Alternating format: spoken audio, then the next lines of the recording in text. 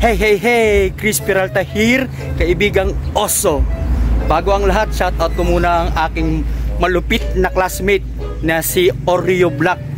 Sa kanyang pangalan na si Madrid, ang pangalawang gwapo sa akin. Kasi syempre una ako. So hindi ko na siya masyado i-introduce kasi baka mamaya habulin siya ng may mga pinagkakautangan niya at yung mga chicks niya.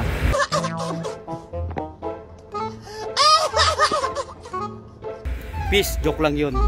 So 40 years video mga kaibigang oso.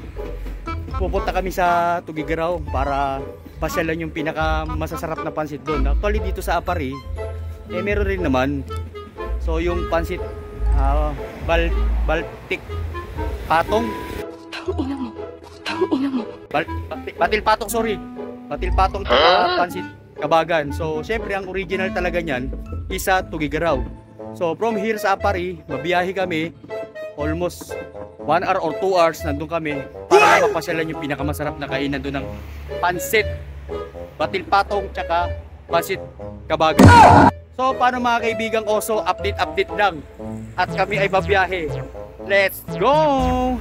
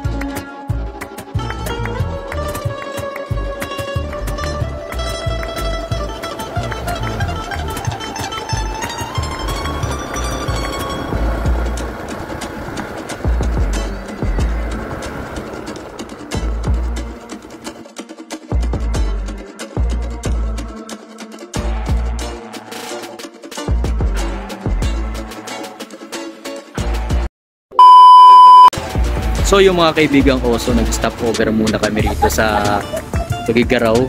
So nandito na kami. So hi daw. Yan, nag-stop over muna kami. Yung buko nila ito, 40 pesos lang isa. Sila ate masasayaw. Ito na nga mga kaibigang oso, order kami. Kasama ko. Tara, try natin. Let's go. Suwab yung lasa mga kaibigang oso. Same na same sa buko.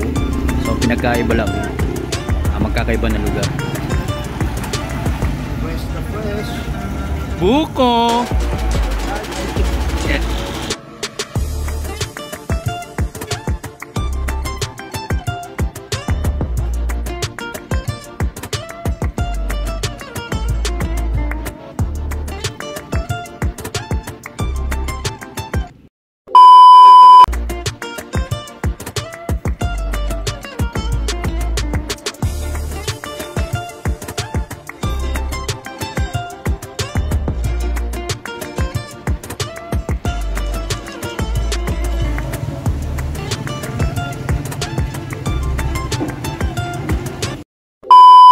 At yun na nga mga kaibigang oso, dito sa kakainan namin ng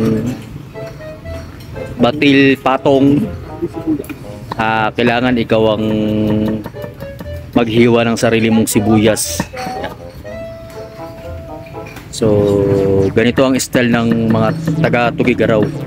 So hindi sila magsiserve sa'yo kundi ikaw mismo ang maghihiwa.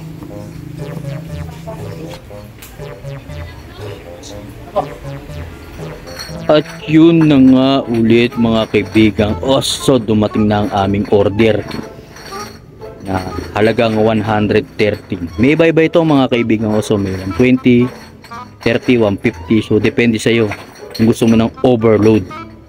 So verify natin. Let's go.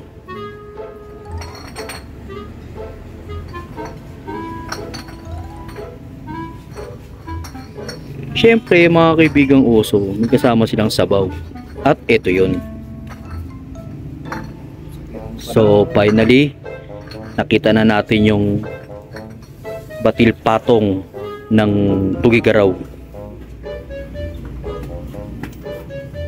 So tara, subukan nating kainin kung talagang masarap. Let's go! So ayos mga kaibigang oso. Sold na sold ka rito. Talagang napakasarap. Tsaka dinadayo to.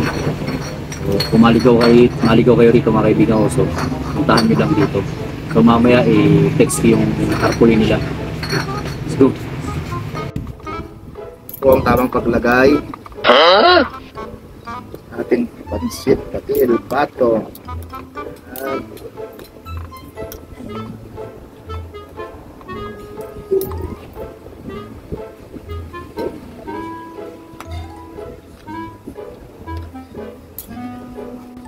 Lagyan natin ang mga toppings. Oh, para sa inyo po.